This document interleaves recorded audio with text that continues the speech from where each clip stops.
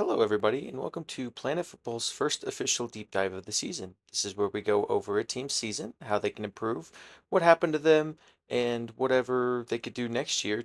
First team up on today's docket will be the New England Patriots. My name is Riley, I'm one of your hosts, and I will be going over the Patriots with you. The New England Patriots finished the 2025 season as the Super Bowl runners-up with a final record of 15-4, including the playoffs. Now, obviously, that is not that bad of a season considering they were not projected to do that well, and honestly, I projected them to go about 6-11 to start the year, but a one-year turnaround under Mike Vrabel was very good for them, and you could see the wonders of having a great coach works. And that with some improvements and some more to fix, they could still contend and be Super Bowl contenders next year because they really don't have that much to improve other than Drake May's a second year dude. He's just got to get his feet under him, and he struggled a little bit in the Super Bowl, but that Seahawks defense was really good. The O line needs major improvements. If you do not improve the O line, you will not be going up from where you are, and the only way to go up is to win the Super Bowl. Obviously, Will Campbell being a rookie, he struggled a lot in that game and was picked on and abused, but he's a rookie. Give him another year or two of development, and he should hopefully pan out for them. But like I said, you just have some slight improvements. You could probably maybe add some secondary pieces to help out Christian Gonzalez. I fear they probably need another edge rusher probably on the end, and linebackers are good, safeties are good, and it's just not much to improve with the Patriots. Uh, the future of this video is I will also be going over some key games that they won, that they lost, some key players that they lost and that they signed to keep them into where they are and everything else like that. Obviously, big topic of discussion with the Patriots is their schedule because their schedule has not been the toughest. They kind of got a cakewalk through the year and ended up beating a bunch of teams with fired coaches and everything else like that. But let's not take anything away from them. They were a really good team, and in the end, the Seahawks were, like everybody thought, the best team in the NFL. Other than that, a really good young core with a new head coach. 1 year in, you do not have a bad outlook. Give them a second year under Vrabel, sign some key pieces in the offseason, have a good draft, and you can see them maintaining and contending still next year. My first topic of contention is definitely their strength of schedule. I think it masked them well and helped them show how good they were, but also not. Yeah, they had these weaker teams and nothing else like that, but they were still beating down the weaker teams. They were still winning comfortably. They beat Panthers, who were a playoff team. They also split with the Bills, which wasn't bad. Then obviously they made it to the Super Bowl, beating a couple playoff teams. You can argue, yeah, it was C.J. Stroud and the Texans, and you had a terrible O line against Justin Herbert. And then we just talked about the terrible O lines holding quarterbacks back, so that's kind of right on the money there. But in the end, they were one of the better teams. I'd actually argue, and this is no shot at them, that if Bo Nix didn't take that ankle injury, they might not have been in the Super Bowl. But all's fair in football. Injuries are a part of the game. Luck is a part of the game. They just were very lucky to have an easy schedule. They were also very lucky to stay mostly relatively injury free. And then they had the luck in the playoffs of course, CJ Stroud being as bad as he was, Justin Herbert O line being as bad as they were, and then Bo Nix breaking his ankle in that overtime win against the Bills. Obviously, that's their biggest contention right there is should they have ever been there? Were there better teams? Personally, in my opinion, I think the Super Bowl was played the week before between the Rams and the Seahawks in that round three game. Super good game, but in the end, again, Seahawks were just better. Seahawks were the more well rounded team, and that cost the Patriots. Patriots just didn't have the O line to even keep up with a four-man rush. That's the biggest issue. You have to fix that offensive line. Trenches is where everything begins. And if you do not fix your trenches, then you are not going anywhere. They had some great offensive and defensive additions in the offseason. This included Harold Landry, Spillane. You added Travion Henderson to the offense and Stephon Diggs to the offense. You had a second-year quarterback in Drake May. You drafted Will Campbell, who was supposed to shore up that O-line, which he, more times out of 10, was a liability. But like I said, it's always a development thing, so you just got to let him develop and let him grow. Biggest additions, obviously, were Stephon Diggs and Travion Henderson, because Travion Henderson kind of took that run game to another level at times that Stevenson could not take you to, especially with Stevenson being as fumble prone as he was. And then that also freed up the run game for Drake May. Drake May was one of the, I think he was actually the top scrambling quarterback in the league last year, just because when you have all those type of weapons to spread out the offense, they forget about the quarterback, and Drake May being a little more sneaky than he is, he can escape and break free and get a ton of yards on breakaway plays. You saw that in key games against the Bills where it won them some games. You see that in players like Josh Allen. You used to see that in like Cam Newton. You see that sometimes in Dak Prescott. You see it in a lot of key players nowadays. I think this team has the tangibles to maintain its success into next year, but obviously that just depends on what they do in the offseason to fix it. Big person that saved their Super Bowl almost if and kept it close was Christian Gonzalez. You need to get some complementing pieces for Christian Gonzalez because him being the only one out there having to make plays and do all that type of stuff in the secondary was kind of blaringly obvious. Outside of him, I wouldn't say they were bad, but they weren't like complimentary. Is just the best way to put it. You give some more complimentary corners to Christian Gonzalez, or maybe retool the safeties to help him out a little more. You'll see in big games they can compete a little more often. And then I've been beating this dead horse like no tomorrow. It is literally just the offensive line. If you do not fix that offensive line, you do not fix anything. The Seahawks are running a basic four-man pass rush most of the game, ended up getting a ton of sacks on Drake May. You're getting your young quarterback hit. That causes you to speed up the game. That causes pressure on the quarterback. That causes him to force passes like you saw in the fourth quarter. And in the end, it's a recipe for disaster. That has been the MO for a lot of these teams. You see it with the Texans. The Texans' four-man front is insanely good. You see it with a lot of the other contending teams like the Steelers, even the Browns, for as bad as they were with Myles Garrett and everything like that. You had a ton of four-man fronts. If you can generate pressure with just a four-man front, then you are doing something right. Now, obviously, that falls onto the opponent's O-line, aka the Patriots O-line, to stop it.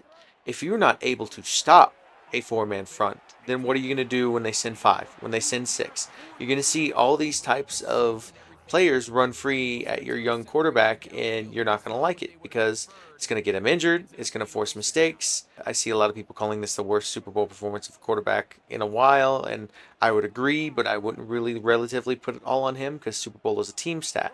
If your team is not playing up to par, then there's nothing you can do. You can't put it all on Drake May. Now, I will state the obvious.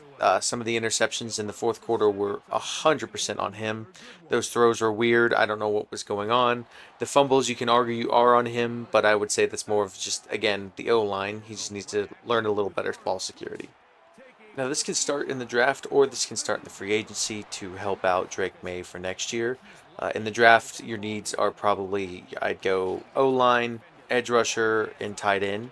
I see a lot of people having them taking Kenyon Sadiq from Oregon, a dynamic playmaker that could make their offense a lot more dynamic than it is now.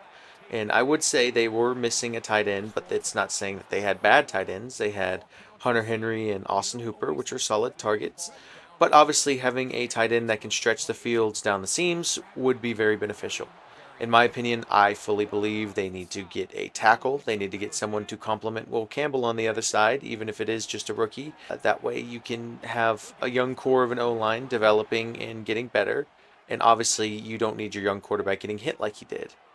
Other outside of that, I would argue maybe go safety, receiver, DB on your other picks, just because those are some positions that need some depth, need some more talent. Get a young guy late rounds, develop him into something special. That's always the key to things. And then obviously in the free agency, I would say just put all your money into guards. Get yourself some new guards, get yourself some new tackles, maybe shore up some depth with Will Campbell. Like I'd even argue signing a position guard in his left tackle position because the more competition, the better the parity. Like say he's underperforming, you have someone to put in there, or you put them in until he gets his act together. That's just pretty much about it for that. I'd say retain most of your pieces. Spillane was a great offseason pick. I actually think that he was their best offseason pickup. He was a solid linebacker all year. Stats don't really show how good he's been. He was a really good playoff option. Other than that, I really do like the Kenyon Sadiq pick with number 31. That gets you a dynamic playmaker at tight end. It just depends if his blocking can hold up like the rest. If his blocking can hold up, then obviously he would be a very good pan out and a very good weapon for Drake May. Now, say the Patriots don't do anything to improve themselves in the offseason. They kind of maintain the same exact team. They don't really improve and they trust in their core and their coaches, which I could agree with. It is a young core, so say just another year of development could push them over that hump. I don't know about that. I say you should always be looking to improve your team. You should never be complacent with what you have. If you get complacent with what you have, you'll never go up. You'll just stay the same. Saw it 3 years with Dallas and Mike McCarthy, 12-5, 3 years in a row. They always stayed complacent with that and never went up. And you don't want to be that. You never want to be that. Vrabel obviously is a very good coach and a very good defensive coach. He'll know what he's doing on that side of the ball. It's just their offense honestly was one of the most boring to watch. It was a lot of checkdowns, a lot of under routes, and nothing else like that. I'd say add so many more dynamic playmakers to that offense just to improve them, just because you need a little razzle dazzle. You're not going to beat anybody with nothing. I mean, look at the Seahawks offense in comparison. They had JSN, they had Cooper Kupp, they had Rashid Shaheed, they had Kenneth Walker. When he's healthy, they had Charbonnet. You need that parity on offense. You can't be one-dimensional, one-sided. You have to be able to stretch the ball down the field, and in the end, that's extremely what hurt the Patriots. Is not only for a couple of drives were they able to stretch the ball deep down the field on the Seahawks, and by the time they started doing it consistently, it was way too late.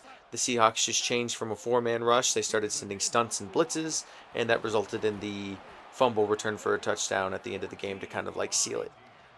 Now, obviously, if they say the same, I won't say they're a Super Bowl team again, but they are definitely probably a division-winning playoff team, uh, maybe bouncing in the second round or even making the championship game again. But you just need to improve. That's it. Like I know it sounds so redundant and it sounds so simple, but it's really just as simple as that. You go out and fix the O line. You go out and nab an edge rusher. You go out maybe secure a safety and a tight end, and you're looking at a whole different team next year, especially with Vrabel heading the Mike coaching job. I think he was one of the biggest pickups ever, just because Vrabel being fired from Tennessee was a major mistake on their end, and I did not know how nobody had picked him up until you realized he was waiting on the Patriots job. You have your guy, you have your coach, you have everything. You got your quarterback, your franchise quarterback. You've got a running back, young and very athletic and very good in Travion Henderson, and even a steely vet in Ramondre Stevenson. You have the pieces. Just go get the little bit of glue that can stick them together and make yourself a Super Bowl winning team.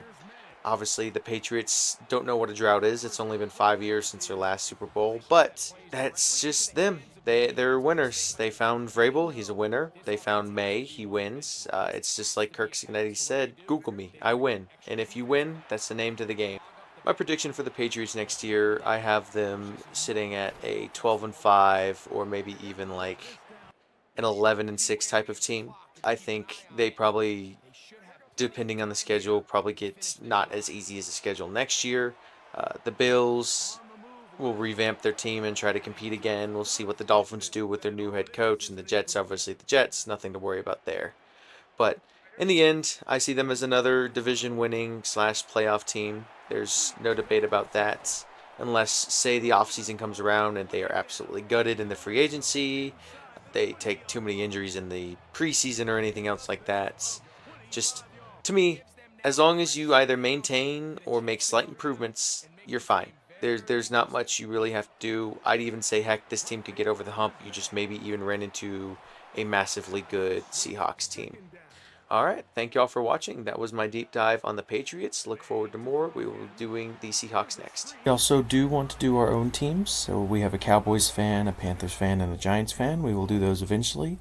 We plan to post these bi-weekly, once between every podcast episode and everything like that. Podcast episodes will also move to bi-weekly for the off-season in Season 2. So plan to branch out into college football and do some college football deep dives. We really want to get into more short-form comment. Thank you for watching. Please subscribe.